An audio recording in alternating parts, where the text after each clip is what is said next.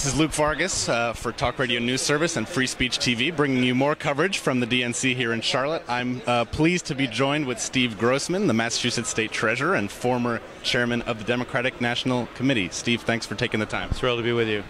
I was at the RNC, and the first night of the RNC, Chris Christie came on stage, gave the first keynote address. And very quickly, he talked about his own personal story.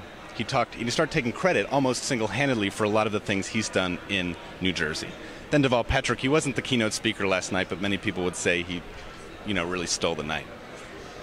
He, on the other hand, used those first opening lines to say, we did this, we did that, basically saying all the successes he's had in Massachusetts are not just his, to be credited to him, but because of what Barack Obama has done in Washington and setting a tone across the country. Is that how you see things? And from your perspective in Massachusetts, what has Barack Obama allowed you to do? Well, first of all, there is no state in the country that survived or that would have survived without stimulus. None. Not one. And all the conservative governors and Republican governors who hate stimulus and who talk it down, ask them what they would have done if they hadn't had that money. We in Massachusetts took that money and we used it. We used it to build new schools. We used it to do green repair programs, new roofs, new boilers, new windows on over 200 schools throughout Massachusetts, which also created jobs, which kept people working until we could wean ourselves away from that money. So when Deval Patrick talks about we, it is a sense of we and a partnership. Federal government, state governments need to work together. Look, we've got to cut spending, no doubt about it. We've got to put some more revenue in the till, no doubt about it.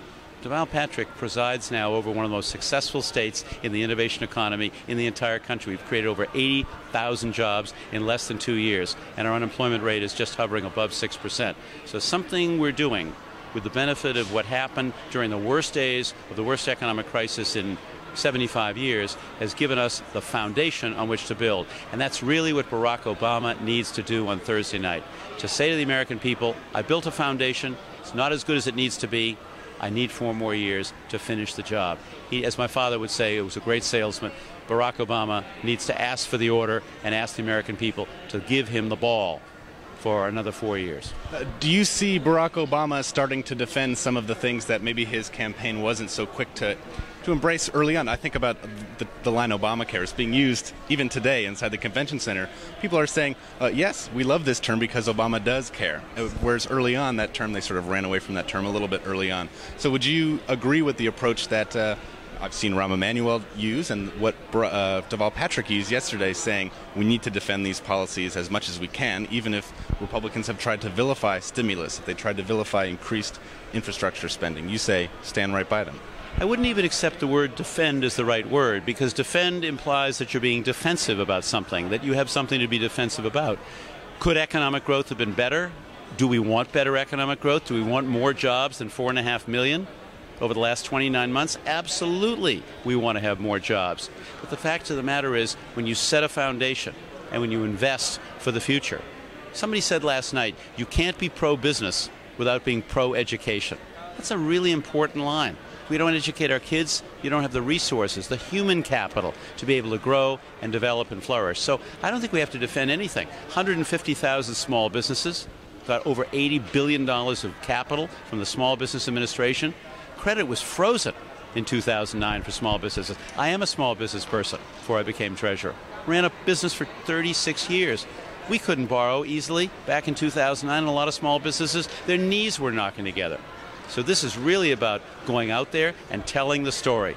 Just the facts, folks. Let people know the jobs, small businesses, capital, credits flowing freely, and small businesses are borrowing. I created a small business banking partnership in Massachusetts. We put hundreds of millions of dollars into small businesses all over Massachusetts, which are helping business people, including women-owned and minority-owned business people, to grow and to put some money to work, to grow their businesses and to create jobs. So you can be optimistic and energetic about the future. I think you will hear tonight from Bill Clinton. I think you will hear tonight from Elizabeth Warren. I think you'll hear Thursday night from Barack Obama, an energetic, optimistic view of America, because we are an optimistic people. We make optimism a way of life, even in the worst times. one final question, and I'll allow you to get back into the convention hall. Again, you were the chairman during the Clinton years of the Democratic Party. What do you think? People said Michelle Obama wielded a velvet dagger last night, and she was using sort of subtle, very calm ways of defending the president, but she did defend about 20 of his policies, actually getting into sort of the nitty-gritty in ways that you wouldn't expect. What do you expect from President Clinton? What can he offer as a way of supporting President Obama at this time? Well, I think what Bill Clinton can do is Bill Clinton can validate the fact that when you work together and create a partnership with the other party, I mean, remember, Bill Clinton was able to do an awful lot because Republicans finally, after trying to shut the government down, remember Newt Gingrich shutting the government down, or trying to? After that fiasco, the Republicans actually worked with Bill Clinton. We got welfare reform, welfare to work, 22 million jobs in 8 years. Pretty amazing performance.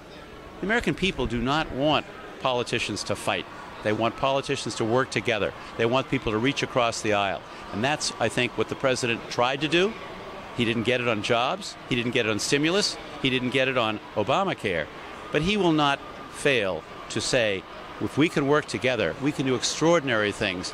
It is about common sense solutions that enrich, enlarge, and enliven people's lives. That's what tomorrow night is going to be all about. That's what this president is all about. And that's why on November 6th, he will have a second term.